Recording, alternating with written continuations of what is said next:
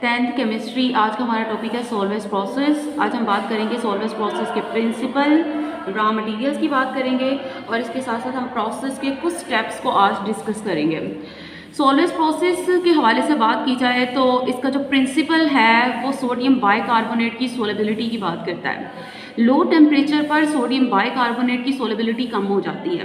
आपने 9th class chapter number 6 solution वाले chapter में आपने एक टॉपिक पढ़ा था effect of temperature on solubility. वो टॉपिक हमें ये बताता है कि ज़्यादातर केसेस में टेम्परेचर के बढ़ने से सल्यूट की सोलेबिलिटी बढ़ जाती है और टेम्परेचर के कम होने से सल्यूट की सोलेबिलिटी कम हो जाती है।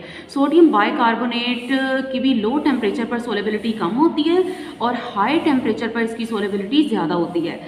लेकिन सॉल्वेज प्रोसेस में हमने बात करनी है लो टेम्परेचर की, यानी सोडियम बाइकार्बोनेट की लो टेम्परेचर पर सोलेबिलिटी कम हो जाती है और ये प्रेसिपिटेट आउट हो जाता है, यानी सॉलिडिफाई हो जाता है और नज़र आना शुरू हो जाता है। मैंने ये नहीं कहा कि बिल्कुल ही 15 डिग्री सेल्सियस पर सोडियम बाइकार्बोनेट इनसोलेबल हो जाता है।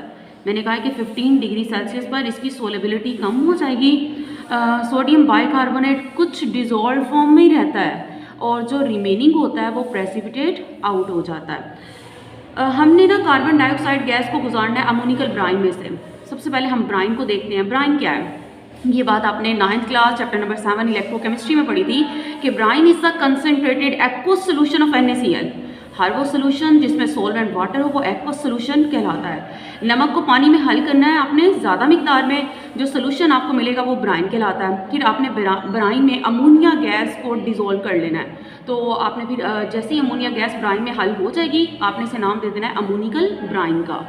अब अमोनिकल ब्राइन में से आपने गुजारना है कार्बन डाइऑक्साइड गैस को। जैसे ही carbon dioxide gas ammoniacal brine में से पास होती है तो आपको सोडियम बाइकार्बोनेट के प्रेसिपिटेट मिलेंगे at 15 degree Celsius temperature, 15 degree Celsius temperature पर। नेक्स्ट हम लोग बात करते हैं रॉ मटेरियल्स की। जो रॉ मटेरियल सॉल्वेज प्रोसेस में इस्तेमाल होते हैं वो चीप होते हैं, सस्ते होते हैं एंड ईजीली अवेलेबल और आसानी से दस्तयाब होते हैं। दो चीज़ें हैं, हर वो रॉ मटेरियल जो इजीली अवेलेबल हो वो सस्ता होता है और जो चीज़ रेयर होती है वो एक्सपेंसिव होती है।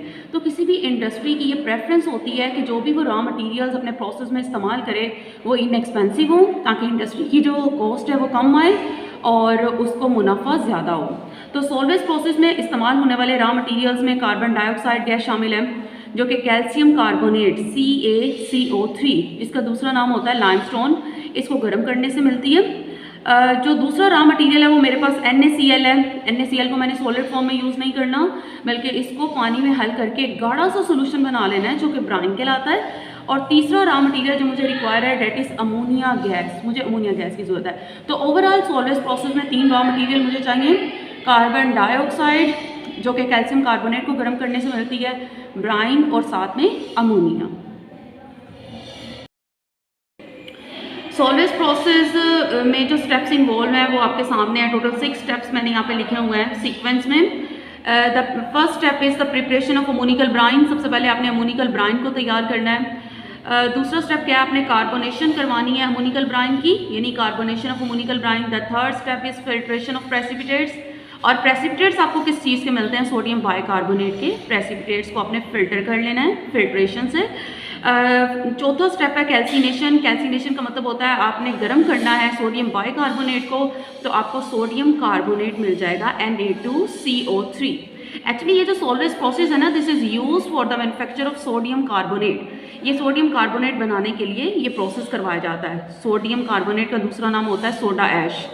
अच्छा, पांचवा स्टेप है preparation of carbon dioxide and slate lime. Slate lime बुझा हुआ चूना, जिसका केमिकल फॉर्मूला है CaOH ट्वाइस।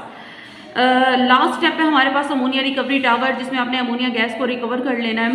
तो ये टोटल 6 स्टेप हैं। और अगेन मैं ज़रा रिपीट कर दूँ, हमारा जो बेसिक पर्पस क्या है सॉल्वेज प्रोसेस को करवाने का, is to manufacture the sodium carbonate Na2CO3, जिसे सोडा ऐश भी कहा जाता है।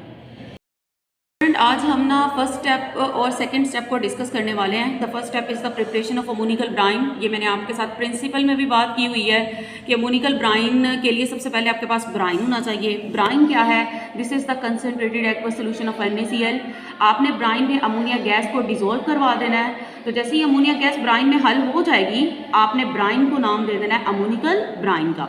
अमोनिकल ब्राइन बेसिकली एक मिक्सचर है, एक सोल्यूशन है जिसमें अब तीन चीज़ें हैं। एक अमोनिया गैस जिसे आपने डिजोल्व करवाया है, एंड सेकंड है two components of Bryan NaCl and water.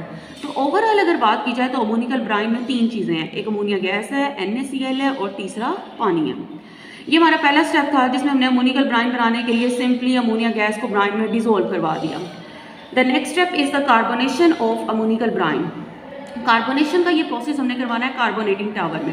Actually हमने क्या करना है, कार्बोनेटिंग टावर में हमने कार्बन डाइऑक्साइड गैस को पास करवाना है, किसमें से, अमोनिकल ब्राइन में से।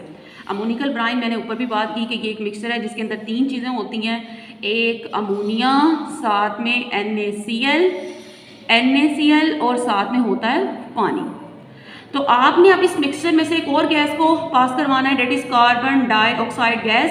जैसे ही carbon dioxide gas ammoniacal brine में से पास होगी तो केमिकल रिएक्शन स्टार्ट हो जाएंगे।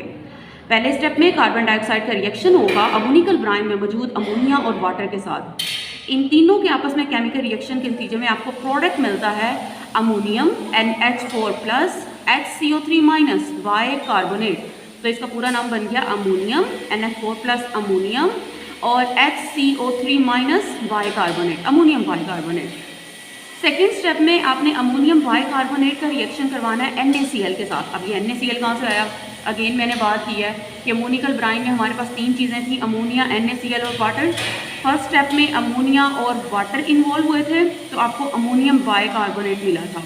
अब सेकेंड स्टेप में क्या होगा कि अमोनियम वाई कार्बोनेट का रिएक्शन हो जाएगा NaCl के साथ। ये रिएक्शन बहुत ही सिंपल रिएक्शन है जिसमें जस्ट पॉजिटिव आइंस आपस में एक्सचेंज होंगे, यानी ये जो सोडियम आइन है ये अमोनियम आइन की जगह पर आ